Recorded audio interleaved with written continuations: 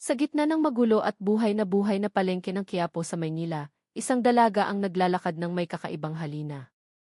Siya si Clara, 25 taong gulang, na ang ganda ay sapat na para mapahinto ang sinumang makakita sa kanya.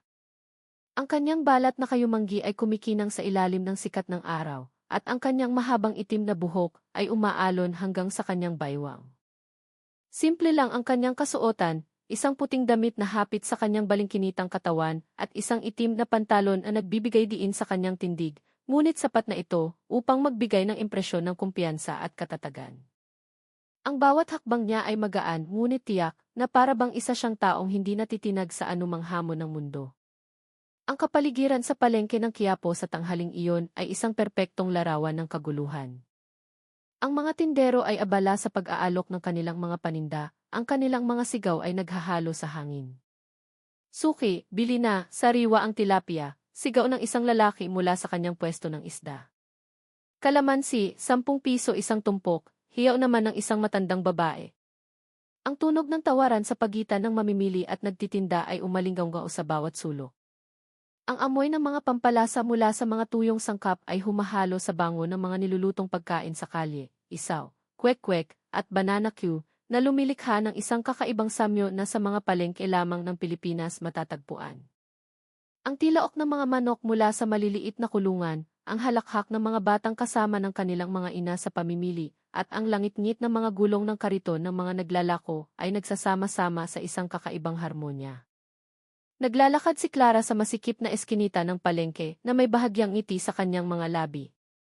Sa gitna ng lahat ng ingay at pagmamadali, para siyang isang bulaklak na namumukadkad sa gitna ng karamihan, nakakakuha ng pansin nang hindi niya kailangang magsikap. Ngunit sa likod ng tila mapayapang eksenang ito, may isang bagay na nagbabantay, isang dilim na malapit ng sumira sa katahimikan ng tanghaling iyon. Maaaring hindi ito napapansin ni Clara, ngunit ang kanyang magaan na mga hakbang ay magdadala sa kanya sa isang sandali kung saan susubukin ang kanyang tapang at mga prinsipyo. Hindi niya inaasahan na ang maaraw na araw na ito, na dapat sana ay isang masayang oras ng pamimili, ay magiging entablado para sa isang malaking pagtutol. Ang palengke ng Quiapo ang pintig ng buhay ng komunidad, isang lugar kung saan nagtitipon ang lahat ng antas ng lipunan upang matugunan ang kanilang mga pangangailangan. Ang mga tindero ay abalang-abala sa paglilingkod sa mga mamimili, ipinagmamalaki ang kanilang mga paninda habang patuloy na tumatawag ng mga potensyal na customer upang bisitahin ang kanilang mga pwesto. Sa isang sulok, isang matandang babae na kilala bilang si Aling Nena ang nag-aalok ng mga tumpok ng sariwang sili at kamatis. Sa kabilang banda naman, si Mang Lando, isang mangingisda, ay sumisigaw, bagong huli, sariwang bangus, bili na kayo. Ang ingay ng tawaran ay naging musika sa hangin, kasama ang tawanan ng mga batang tumatakbo sa mga pasilyo ng palengke. Sa gitna ng lahat ng ito, ang aroma ng mga pampalasa, sariwang prutas, at mga pagkain na niluluto sa maliliit na pwesto ay pumupuno sa hangin na nagbibigay ng isang natatanging pakiramdam na hindi matatagpuan sa ibang lugar. Si Clara ay naglalakad ng dahan-dahan sa gitna ng karamihan, dala ang isang maliit na bayong na naglalaman na ng ilang mga pang-araw-araw na pangangailangan. Huminto siya sandali sa pwesto ni Aling Nena, kumuha ng oras upang pumili ng mga pulang kamatis na tila kapipitas pa lamang mula sa bukid. Ang kanyang malambot na mga kamay ay maingat na pumipili isa-isa, tinitiyak na ang pinakamahusay ang kanyang maiuwi.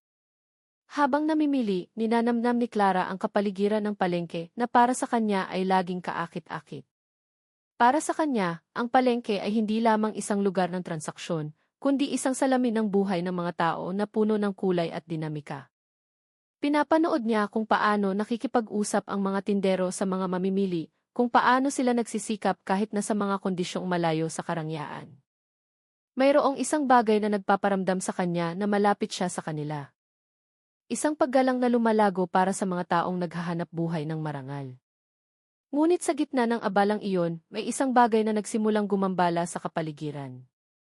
Dahan-dahan, isang alon ng tensyon ang nagsimulang maramdaman, tulad ng isang malamig na hangin na biglang sumingit sa ilalim ng matinding sikat ng araw. Ang masayang kapaligiran ng palengke ay nagsimulang magbago nang marinig ang tunog ng mabibigat at tiyak na mga yapak na papalapit. Ang mga tindero na kanina iabala sa paglilingkod sa mga customer ay nagsimulang magpakita ng pagkabalisa. Ang ilan sa kanila ay huminto sa pagsasalita, habang ang iba ay nagmamadaling ayusin ang kanilang mga pwesto. Si Clara, na abala pa rin sa pagpili ng mga gulay, ay nag-angat ng kanyang ulo at napansin ang pagbabago sa kilos ng mga tindero sa kanyang paligid. Mayroong mali, isang bagay na hindi pangkaraniwan ang nangyayari.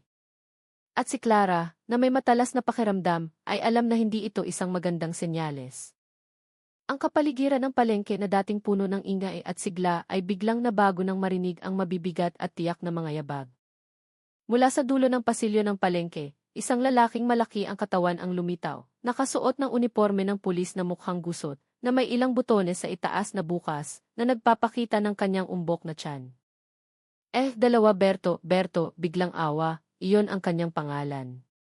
Isang lalaking nasa edad 40 na kilala ng lahat sa palengke, hindi bilang isang tagapagtanggol, kundi bilang isang banta.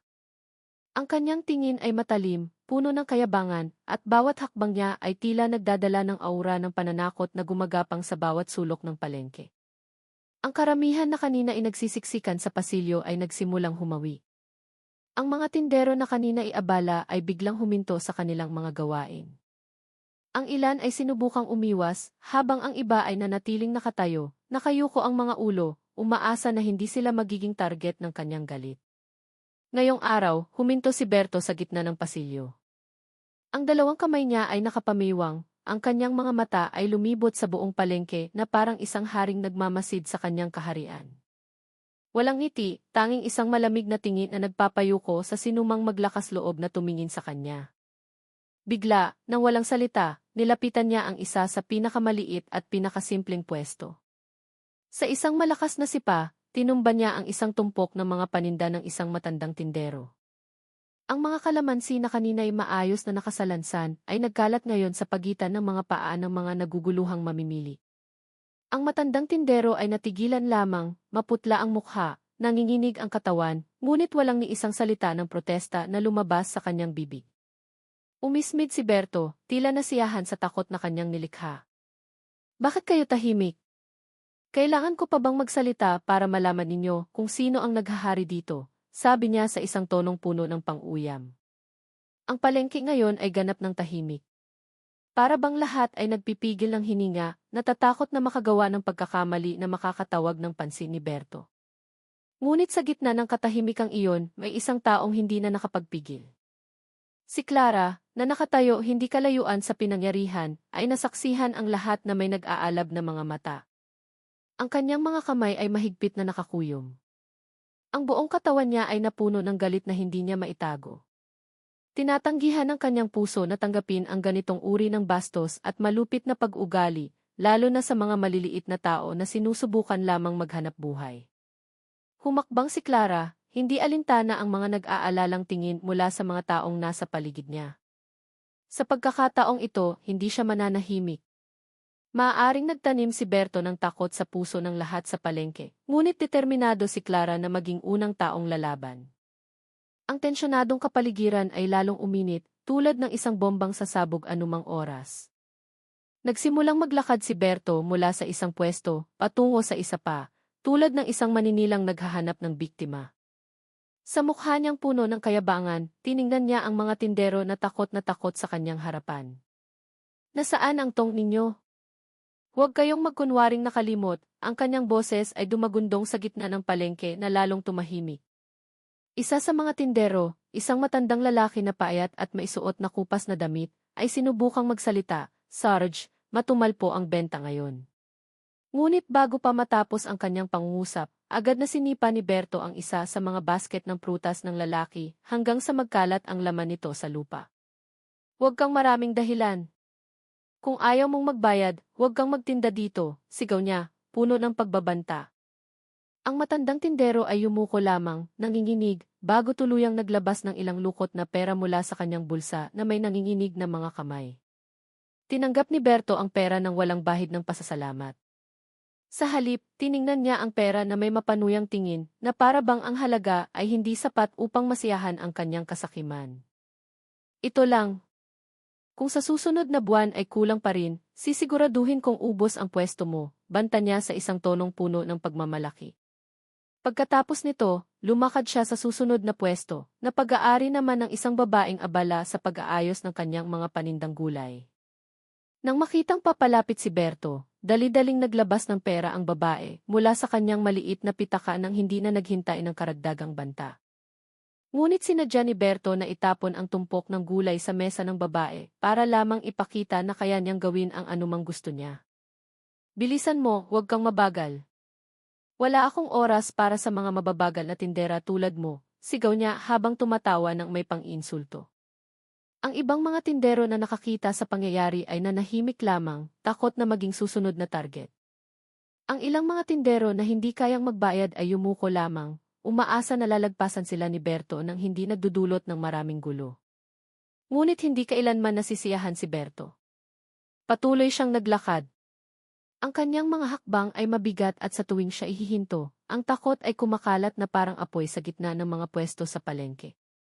Ang mga tindero na kanina iabala sa kanilang mga paninda ay sumuko na lamang, ibinibigay ang anumang hinihingi ni Berto upang maiwasan ang karagdagang pinsala sa kanilang mga paninda. Ang kanilang takot ay napakatotoo at iyon ang bagay na laging kinatutuwaan ni Berto. Ngunit sa gitna ng lahat ng ito, may isang taong hindi matanggap ang malupit na pagtratong ito. Si Clara, na nasaksihan ang lahat na may mga matang puno ng galit, ay naramdamang kumukulo ang kanyang dugo. Alam niyang sobra na ito, at kung walang maglalakas loob na lumaban, siya ang magiging unang taong tatayo laban sa kayabangan ni Berto sa gitna ng takot ng lahat.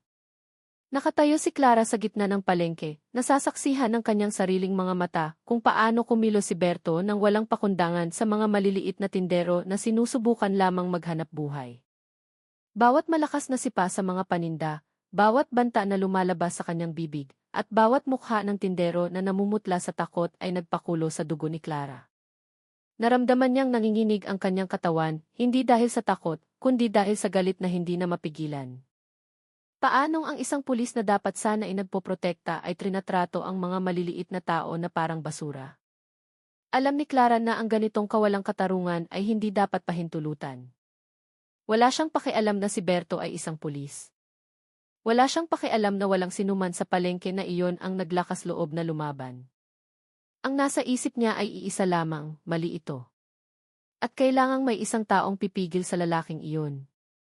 Nang walang pag-aalinlangan, humakbang si Clara, iniwan ang kanyang kinatatayuan. Ang kanyang mga hakbang ay tiyak, puno ng katapangan, bagamat alam ng kanyang puso na ito ay magiging isang mapanganib na komprontasyon. Lahat ng tao sa palengke ay nagsimulang mapansin ang kanyang mga kilos. Ilang tindero ang nagulat nang makita ang isang dalaga na lumalapit kay Berto na may tingin na puno ng galit. "Hoy, tigilan mo yan," sigaw ni Clara sa malakas na boses. Ang kanyang boses ay tumusok sa katahimikan ng palengke na kanina ay nakakabingi. Si Berto, na abala sa pagbibilang ng pera mula sa isang tindero, ay lumingon. Ang kanyang kilay ay tumaas, tila nagtataka kung sino ang naglakas loob na gambalain siya. "Anong problema, miss?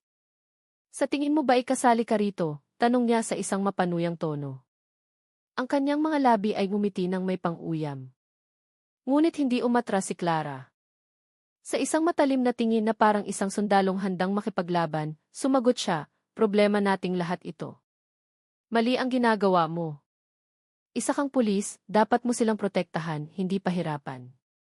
Tila nagulat si Berto nang marinig ang katapangan ni Clara, ngunit ang pagkagulat na iyon ay agad na napalitan ng isang malakas na tawa na puno ng pang-iinsulto. "Sa tingin mo ba'y may pakialam ako sa sermon mo? Sino ka para turuan ako kung ano ang dapat kong gawin?" sabi niya habang inilalapit ang kanyang mukha kay Clara, sinusubukang manakot.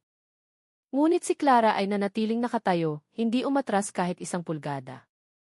"Hindi mahalaga kung sino ako," sagot ni Clara sa isang matatag na boses.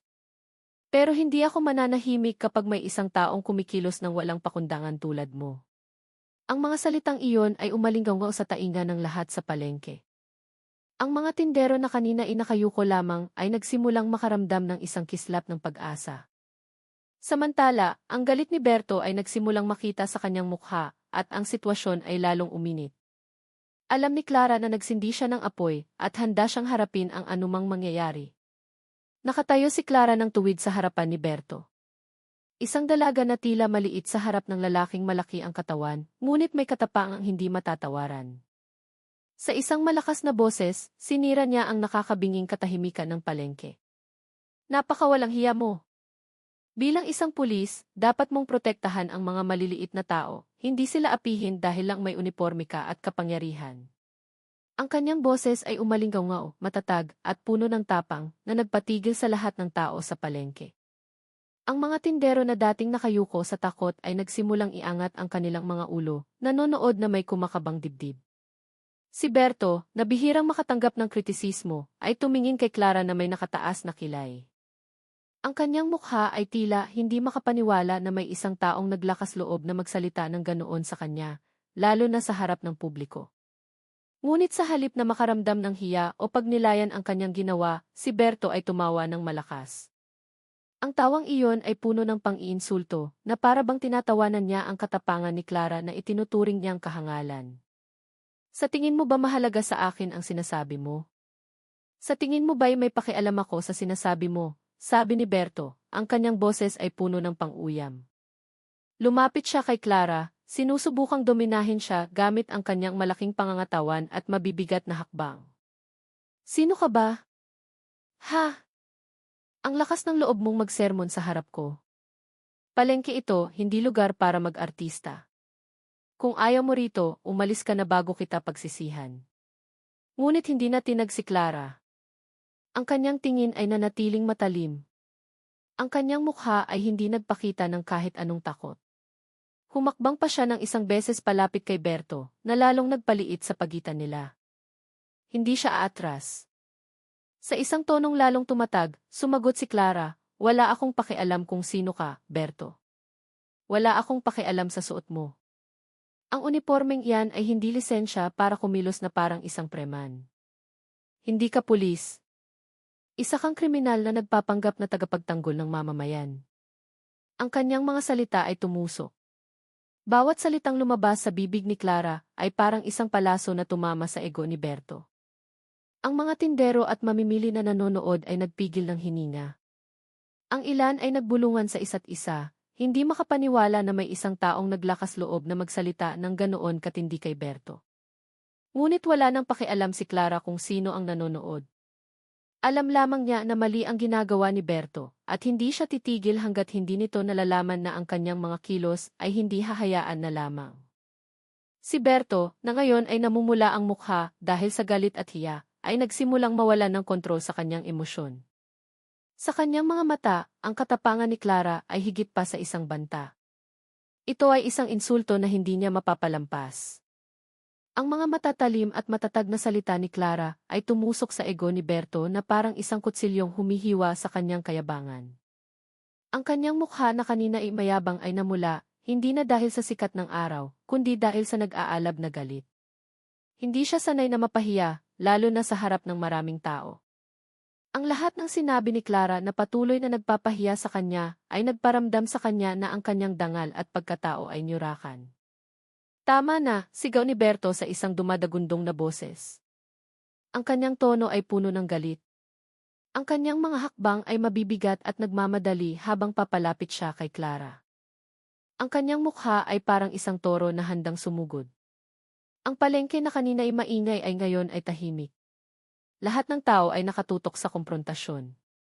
Ang mga takot na tindero ay yumuko lamang at lumayo, habang ang mga mamimili ay nakatingin ng may pag-aalala, hindi maglakas loob na gumalaw.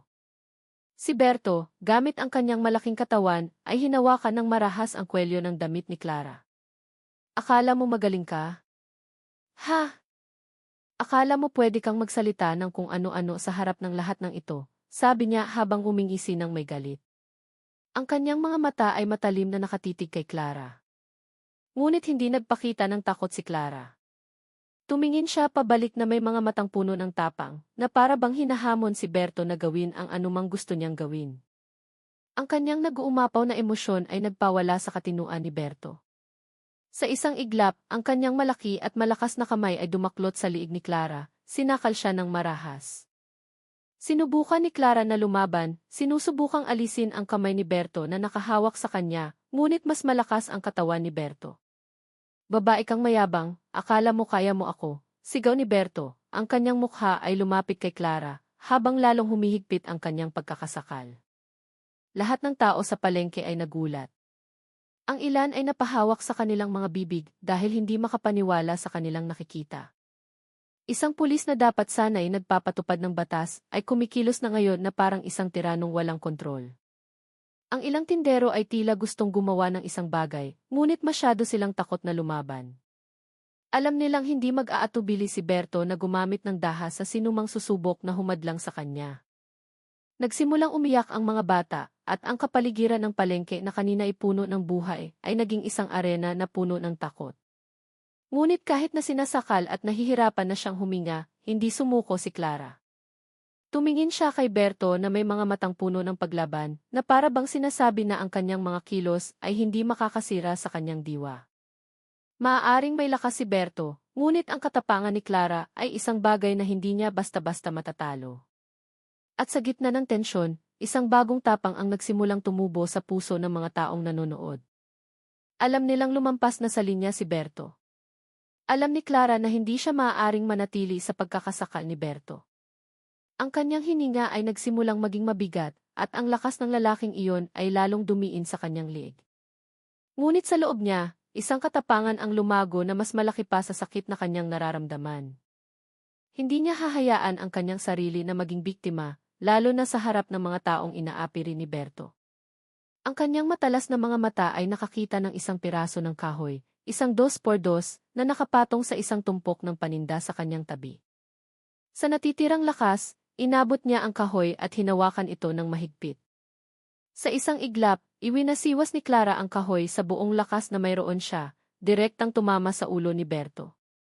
Tama na, sigaw niya sa isang malakas na boses na umalinggaw sa buong palengke. Ang tama ay napakalakas. Ang kahoy ay tumama sa ulo ni Berto na may malinaw na tunog na narinig ng lahat. Ang malaking lalaki ay napahapay. Ang kanyang pagkakasakal sa liig ni Clara ay agad na nabitawan. Itinaas ni Berto ang kanyang kamay sa kanyang ulo na ngayon ay sobrang sakit, bago tuluyang nawala ng balanse ang kanyang malaking katawan. Bumagsak siya sa lupa na may malakas na kalabog. Ang alikabok mula sa sahig ng palengke ay lumipad. At sa unang pagkakataon, ang taong matagal nang itinuturing na hindi matatalo ay ngayon ay nakahandusay at walang magawa. Hindi gumalaw si Berto.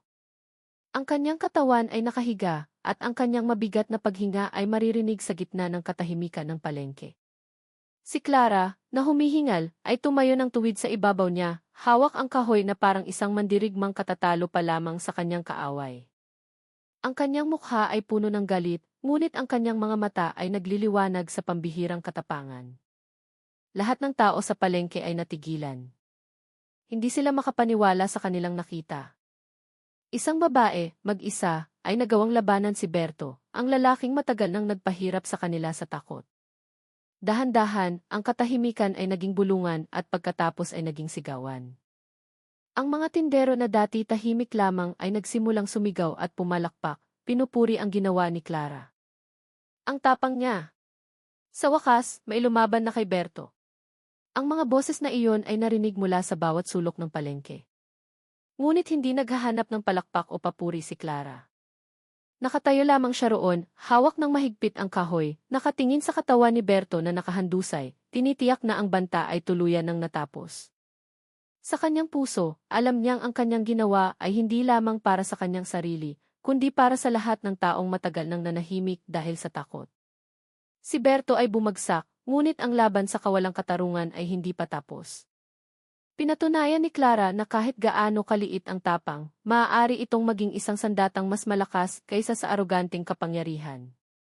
Ilang sandali matapos mahandusay si Berto sa lupa, ang palengke na napuno ng sigawan ay nakatawag ng pansin ng mga kasamahan ni Berto na hindi kalayuan. 2 pulis na nakauniporme ang lumabas mula sa karamihan. Ang kanilang mga mukha ay tensyonado nang makita nila ang malaking katawan ni Berto na nakahiga sa gitna ng palengke. Isa sa kanila, si Isa Reyes, ay mabilis na tumakbo palapit, lumuhod sa tabi ni Berto upang tingnan ang kanyang kalagayan. Namutla ang kanyang mukha. Malinaw na hindi niya inaasahan na ang lalaking malaki ang katawan na matagal na nilang itinuturing na hindi matatalo ay maaaring bumagsak sa kamay ng isang dalaga. Ang isa pang kasama, si Eisa Santos, ay nanatiling nakatayo. Ang kanyang tingin ay patuloy na lumibot sa karamihan na para bang sinusubukang alamin kung ano talaga ang nangyari. Ngunit, ang mga tingin ng mga tao sa palengke ay sapat na upang sabihin sa kanila ang lahat. Ang mga mata ng mga tindero at mamimili ay hindi na puno ng takot, kundi ng tapang, kasiyahan, at maging ng pang-uyam na nakatuon kay Berto at sa kanila. Ang dalawang pulis ay nakaramdam ng hiya. Alam nilang ang mga kilos ni Berto ay lumampas na sa linya, ngunit ni minsan ay hindi sila naglakas loob na labanan siya. Ngayon, isang babae, isang ordinaryong mamamayan, ang gumawa ng hindi nila kailanman nagawa, ang tumayo laban sa kayabangan ni Berto. Sinubukan ni Reyes na pakalmahin ang karamihan sa isang mahinang boses. Sige na, umalis na kayo. Trabaho na namin ito, sabi niya. Bagamat ang kanyang boses ay nanginginig, walang gumalaw, walang umalis. Ang mga tindero ay nanatiling nakatayo sa kanilang mga pwesto, pinapanood ang dalawang pulis na hirap na buhatin ang malaking katawan ni Berto. Ang bigat ni Berto ay lalong nagpahiya sa kanila, at bawat kilos nila ay sinasabayan ng matatalim na tingin mula sa mga taong nasa paligid. Pakiramdam nila ay pinagtitinginan sila sa gitna ng palengke, at ang hiya ay patuloy na bumabagabag sa kanila. Nang may nakayukong mga ulo, sa wakas ay nagawa nilang buhatin si Berto, dinala siya palayo sa lugar. Nagmamadali ang kanilang mga hakbang, na para bang gusto na nilang maglaho mula sa paningin ng lahat ng nakasaksi. Ngunit walang makakapagbura sa katotohanan na sa araw na iyon, sa malaking palengke na ito, sila ay napahiya. Hindi lamang si Berto ang nawala ng otoridad, kundi pati na rin ang buong imahe nila bilang mga tagapagpatupad ng batas. Alam nilang ang kwentong ito ay kakalat mula sa bibig hanggang sa bibig, magiging isang alamat ng katapangan ng isang babaeng nagngangalang Clara na naglakas loob na labanan ang kawalang katarungan. Sa kanilang likuran, ang tunog ng palakpakan at sigawan mula sa mga tindero ay patuloy na umalinggaw, nagbibigay pugay kay Clara. Hindi na lumingon ang dalawang pulis. Gusto na lang nilang makaalis agad, dala ang kanilang kahihiyan na hindi na nila maitatago. Nang tuluyan ng madala si Berto ng kanyang mga hiyang kasamahan, ang kapaligiran ng palengke na dati nakakatakot ay biglang nagbago. Ang mga tindero na matagal nang nabubuhay sa takot at panggigipit ay sa wakas ay nakahinga ng maluwag. Dahan-dahan, mula sa iba't ibang sulok ng palengke, nagsimulang marinig ang mga palakpak. Sa una, isa o dalawang tao lamang, ngunit sa loob ng ilang segundo, lumakas ang tunog na iyon, kumalat na parang isang alon. Lahat ng tao, kapwa tindero at mamimili, ay sumigaw ng may buong sigasig. Mabuhay si Clara, sigaw ng isang matandang tindero sa isang malakas na boses na sinundan ng masigabong palakpakan mula sa paligid. Itinaas nila ang kanilang mga kamay sa hangin, inilalabas ang kaluwagan na matagal na nilang kinimkim. Si Clara, na nakatayo pa rin sa gitna ng palengke na may hawak na kahoy, ay tumingin sa paligid. Ang kanyang hininga ay mabilis pa rin. Nakita niya ang mga ngiti at sigawan ng mga tindero na ngayon ay nakatingin sa kanya na may buong paghanga at pasasalamat. Isa-isang lumapit sa kanya ang mga tindero, nagpapasalamat ng taos puso. Isang ina na kanina inagulo ang paninda dahil kay Berto ay hinawakan ng mahigpit ang kamay ni Clara. Ang kanyang mga mata ay nangingilid sa luha. Salamat, Neng. Kung hindi dahil sayo, hindi namin alam kung hanggang kailan kami magtitiis sa kanya, sabi niya sa isang nanginginig na boses. Isa pang tindero, si Mang Lando, ay nagdagdag, hindi mo lang kami iniligtas ngayon, binigyan mo rin kami ng tapang. Masyado kaming takot na lumaban, ngunit tinuruan mo kami na ang kawalang katarungan ay hindi dapat hayaan na lamang. Ngumiti lamang si Clara, ang kanyang puso ay nag-init sa kanilang mga sinabi. Hindi siya naghahanap ng papuri o parangal, ngunit ang malaman na ang kanyang ginawa ay may kahulugan para sa maraming tao ay nagparamdam sa kanya ng pagmamalaki. Para sa kanya, hindi lamang ito tungkol sa paglaban kay Berto, kundi tungkol sa pagtatanggol sa mga taong matagal nang pinatahimik ng takot. Ang palengke na kanina'y tahimik ay muling nabuhay. Nagsimulang ayusin ng mga tindero ang kanilang mga nagkalat na paninda. Ang tunog ng tawaran ay muling narinig, bagamat sa pagkakataong ito ay may ibang sigla. May isang bagong enerhiya na dumadaloy sa palengke na iyon. Isang pakiramdam ng pagkakaisa na lumago pagkatapos ng nangyari. Ngunit ang pangyayaring ito ay hindi malilimutan. Ang kwento ng katapangan ni Clara ay patuloy na ikukwento mula sa isang tindero patungo sa isa pa, mula sa isang mamimili patungo sa isa pa. Siya ay naging isang simbolo ng tapang at paglaban sa kawalang katarungan. Sa gitna ng ingay ng palengke na muling sumigla, dahan-dahang naglakad palayo si Clara, nag-iwan ng isang alaala na hindi kailanman mawawala sa puso ng lahat ng naroroon. Hindi lamang siya maaalala bilang isang magandang dalaga, kundi bilang isang mandirigmang naglakas loob na tumayo laban